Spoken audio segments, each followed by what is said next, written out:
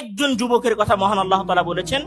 তার ঘটনা ইমাম মুসলিম রাহিমাহুল্লাহ তার সহিহ মুসলিমের মধ্যে পূর্ণরূপে উল্লেখ করেছেন, যেটাকে বলা হয় বর্তমান সৌদি আরবের পাশের এলাকা ইয়ামেনের ঘটনা।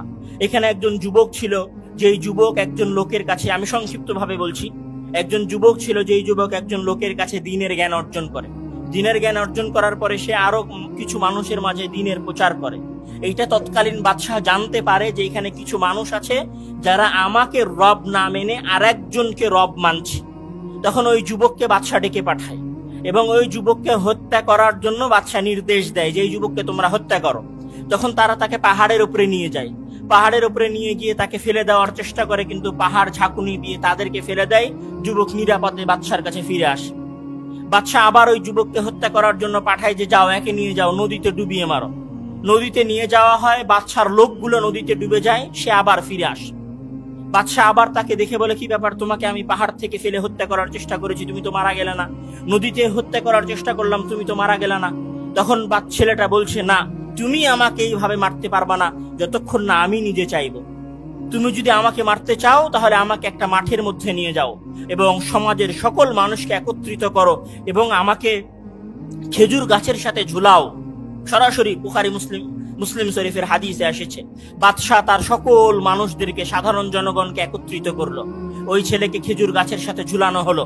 তারপর ওই ছেলে বলল যে যখন আমাকে ঝুলানো হবে তখন তুমি আমার দিকে তীর নিক্ষেপ করবা এবং তীর নিক্ষেপ করার সময় বলবা যে বিসমিল্লাহি রব্বিল গোলাম। তীর নিক্ষেপ করবা এই কথা বলে যে বিসমিল্লাহি রব্বিল গোলাম, মানে আল্লাহর নামে শুরু করছি যিনি এই গোলামের প্রতিপালক। এই কথা বলে তুমি আমার দিকে তীর নিক্ষেপ করবা, তাহলে আমি মারা যাব। বাদশাহ তাই করলেন, সকল মানুষকে জমা করলেন, খেজুর গাছের সাথে যাকে ঝুলানো হলো। বাদশাহ তীর নিক্ষেপ করলেন বিসমিল্লাহি রব্বিল গোলাম বলে। যখন এই বাক্য উচ্চারিত করে ওই সন্তানকে হত্যা করা হলো, ওই যুবককে হত্যা করা হলো, তখন ওই যুবকের নিহত হওয়া, শাহাদত বরণের সাথে সাথে জমায়েত হওয়া সকল মানুষ সমস্বরে বলে উঠল, আমান্না বিরব্বি হাদাল গোলাম। আমরা এতক্ষণ মুশরিক ছিলাম, আমরা এতক্ষণ কাফের ছিলাম, এখন আমরা এই যুবকের প্রতিপালকের উপরে ঈমান আনলাম।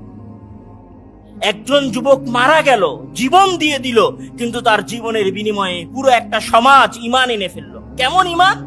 সেই ঈমানটা আবার দুর্বল ঈমান নয়। ওই জমায়েত হওয়া মানুষদের মাঝে বাদশাহ গর্ত খনন করার আদেশ দিলেন। সেই গর্তকে কি করলেন?